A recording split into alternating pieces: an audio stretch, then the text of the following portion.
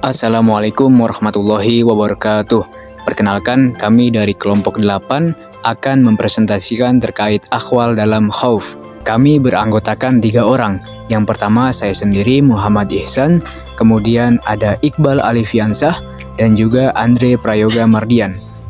Mari kita simak pembahasan yang pertama.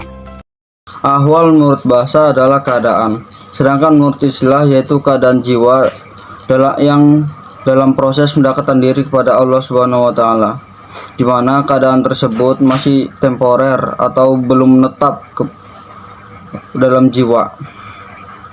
Ahwal merupakan anugerah atau karunia dari Allah Subhanahu wa taala pada seorang hamba pada suatu waktu, baik sebagai buah dari amal soleh yang dilakukannya yang mensucikan jiwa atau sebagai pemberian semata. Ahwal juga menunjukkan situasi kejiwaan seorang sufi yang dapat berubah-ubah sesuai dengan kondisi hatinya. Jadi pada hakikatnya ahwal adalah kondisi seseorang yang menunjukkan kedekatannya kepada Tuhan mereka tanpa dilalui latihan-latihan spiritual. Lalu selanjutnya khauf. Secara etimologi, khauf berasal dari bahasa Arab yang berarti ketakutan. Khauf adalah kata benda yang memiliki arti ketakutan atau kekhawatiran. Khawatir sendiri merupakan kata sifat yang bermakna takut terhadap sesuatu hal yang belum diketahui dengan pasti. Adapun secara terminologi, khauf adalah sikap mental merasa takut kepada Allah Subhanahu wa taala karena kurang sempurna pengabdiannya. Takut atau khawatir kalau Allah tidak senang padanya dikarenakan perbuatan yang dilakukannya. Khauf timbul karena pengenalan dan cinta kepada Allah yang sangat mendalam, sehingga ia merasa khawatir kalau Allah melupakannya atau takut kepada siksa Allah. Seorang sufi digambarkan seperti pengembara atau salik yang menempuh perjalanan panjang dan penuh dengan berbagai kesulitan untuk mencapainya. Jalan yang harus dilalui oleh seorang sufi tidaklah mudah dan dapat ditempuh dengan waktu yang singkat. Jalan itu sulit dan untuk pindah dari satu tahapan ke tahapan lain itu perlu usaha yang berat dan waktu yang bukan singkat. Lalu di sini ada jenis-jenis khauf. Yang pertama khauf al-azab, takut akan siksaan. Jenis rasa takut ini muncul karena rasa takut terhadap azab atau hukuman Allah di akhirat sebab dosa dan kelalaian dalam menjalankan perintahnya. Yang kedua khauf al-hijab, takut terhijab atau terhalang dari Allah. Jenis rasa takut ini muncul karena seorang takut tidak dapat mencapai kedekatan kepada Allah atau keridhaan kepada Allah. Takut bahwa dia terhalang untuk merasakan kehadiran Allah dalam hatinya. Yang ketiga khauf an-nifaq atau takut kemunafikan. Rasa takut seorang hamba bahwa amalannya hanya terlihat baik di luar, tapi hatinya penuh dengan kemunafikan, sehingga khawatir bahwa perbuatan baiknya tidak diterima oleh Allah karena kemunafikannya. Lalu keempat khauf su'ul khotimah, takut bahwa seseorang akan mengakhiri hidupnya dalam keadaan tidak beriman atau dalam dosa yang besar, atau dengan kata lain takut ketika meninggal dia masih memiliki dosa yang banyak. Selanjutnya adalah ciri-ciri dan manifestasi khauf dalam spiritual. Orang-orang yang memiliki sifat khauf cenderung selalu tampak dari ketaatan kepada Allah, dan juga ciri-cirinya sering melaksanakan perintah dan juga menjauhi larangannya. Mungkin ciri-ciri spesifiknya diantara lain yang pertama menjaga lisan dari perkataan dusta, di mana orang tersebut akan selalu berhati-hati dalam tutur katanya agar tidak menyakiti orang lain dan memastikan perkataannya ini mengandung nilai dan manfaat. Kemudian yang kedua adalah menghindari sifat iri dan dengki. Untuk menumbuhkan rasa syukur ini dapat dilakukan dengan selalu menerima kenyataan dengan ikhlas. Dan yang ketiga adalah menjauhi makanan haram dengan cara senantiasa mengkonsumsi makanan dan minuman yang halal dan sehat yang disediakan. Yang terakhir adalah menjaga kaki dan kedua tangan dari sesuatu yang haram. Orang-orang ini biasanya bertindak dengan patuh dan hati-hati kepada Allah, sehingga terjaga hubungan baik dan sesama muslim untuk mendapatkan rahmat dari Allah Subhanahu wa taala. Selanjutnya adalah peran khauf dalam membangun akhlak seorang salik. Salik adalah sebutan untuk seorang yang menjalani disiplin spiritual dalam tasawuf Islam atau juga disebut sebagai penempuh jalan suluk. Kata salik berasal dari kata salaka yang berarti jalan atau mengikuti.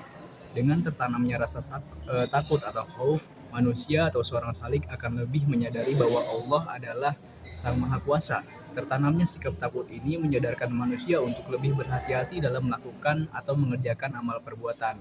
Nah, dengan khauf, manusia dapat menjauhkan dari hal yang dilarang oleh Allah, seperti menjauhi hal atau perbuatan yang haram atau mendekati keharaman, serta mencegah dari perbuatan atau bentuk dari maksiat. Nah, maka dari itu khauf ini bisa jadi dorongan untuk selalu melakukan dan mengamalkan perbuatan yang baik dan beribadah kepada Allah dengan sungguh-sungguh. Kemudian bentuk khauf dalam kehidupan. Nah, menurut Imam Al-Ghazali dalam buku Pendidikan Tasawuf, karya Muhammad Bashrul Mufid, bentuk khauf terbagi menjadi dua macam. Pertama adalah khauf karena khawatir kehilangan nikmat sehingga membuat seorang ini menjadi memelihara dan memanfaatkan nikmat tersebut pada tempatnya. Dan bentuk yang kedua adalah khauf kepada siksa sebab perbuatan maksiat yang telah dilakukan. Nah, khauf inilah yang mendorong seseorang untuk melaksanakan apa yang diperintahkan oleh Allah dan menjauhi segala larangannya. Oke, yang selanjutnya adalah perpaduan khauf dan mahabbah menuju ma'rifat. Perpaduan khauf dan mahabbah dalam perjalanan menuju ma'rifat adalah konsep penting dalam tasawuf. Khauf menggambarkan rasa takut kepada Allah dan kesadaran akan kebesarannya serta potensi hukumannya. Sedangkan mahabbah menggambarkan cinta mendalam kepada Allah dan kerinduan untuk dekat dengannya. Gabungan dari keduanya membantu individu mengembangkan kesadaran spiritual yang lebih mendalam, yang pada gilirannya dapat mengarah pada ma'rifat, pengetahuan langsung, dan pengalaman mendalam tentang Allah. Dengan kata lain, khauf menumbuhkan sikap waspada dan kehati-hatian dalam beribadah.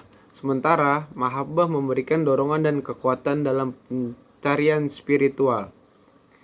Yang selanjutnya adalah pentingnya menjaga keseimbangan khauf dan raja. Menjaga keseimbangan antara khauf dan raja sangat penting dalam kehidupan spiritual. Kedua sifat ini memiliki peran saling melengkapi dan membentuk hubungan yang sehat dan produktif dengan Tuhan. Berikut adalah alasan mengapa keseimbangan ini penting. Yang pertama adalah pencegahan kelelahan spiritual. Terlalu banyak khauf dapat menyebabkan seorang merasa tertekan dan putus asa. Sedangkan terlalu banyak raja tanpa khauf bisa mengarahkan pada sikap ceroboh atau merasa terlalu aman. Yang kedua adalah motivasi untuk ibadah. Khauf membuat seseorang sadar akan tanggung jawab dan potensi kesalahan. Sementara raja memberikan dorongan untuk terus berusaha dalam beribadah dengan penuh harapan akan ampunan dan rahmat Allah. Keduanya memotivasi seseorang untuk beribadah secara konsisten dan ikhlas. Yang ketiga adalah kedekatan kepada Allah. Dengan khauf, seseorang dapat merasakan kebesaran dan kekuasaan Allah. Sedangkan dengan raja, seseorang merasa penuh cinta dan berharap akan rahmatnya. Keseimbangan ini memungkinkan individu untuk merasa dekat dengan Allah dengan cara yang sehat dan penuh rasa syukur. Yang keempat adalah pengembangan karakter.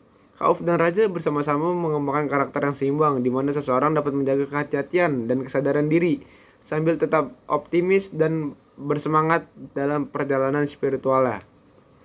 Oke, yang selanjutnya adalah materi tentang implementasi khauf dalam kegiatan sehari-hari. Penerapan kesadaran akan kebesaran dan kekuasaan Allah dalam aspek kehidupan. Berikut adalah beberapa cara untuk mengintegrasikan khauf dalam aktivitas harian. Yang pertama adalah kehidupan kepatuhan pada syariat, melaksanakan perintah Allah dan menjauhi larangannya. Dalam kehidupan sehari-hari, misalnya memastikan sholat tepat waktu, menunaikan zakat, dan menjaga batas-batas dalam pergaulan. Yang kedua adalah kesadaran dalam berbicara, memastikan kata-kata yang diucapkan tidak menyakiti atau menyinggung orang lain dan tidak mengandung fitnah atau kebohongan. Yang ketiga ada integritas dalam pekerjaan, bekerja dengan tekun dan jujur, serta menghindari praktik yang tidak etis atau menipu. Yang keempat ada refleksi diri, yaitu melakukan muhasabah atau introspeksi secara rutin untuk menilai tindakan dan perilaku sendiri, menyadari kelemahan dan kesalahan untuk memperbaiki dan tidak mengulanginya di masa depan. Yang terakhir ada bertindak dengan tanggung jawab, yaitu mengambil keputusan dengan pertimbangan yang matang, menyadari bahwa setiap keputusan memiliki konsekuensi. Ini termasuk bertanggung jawab atas tindakan pribadi dan dampaknya terhadap orang lain.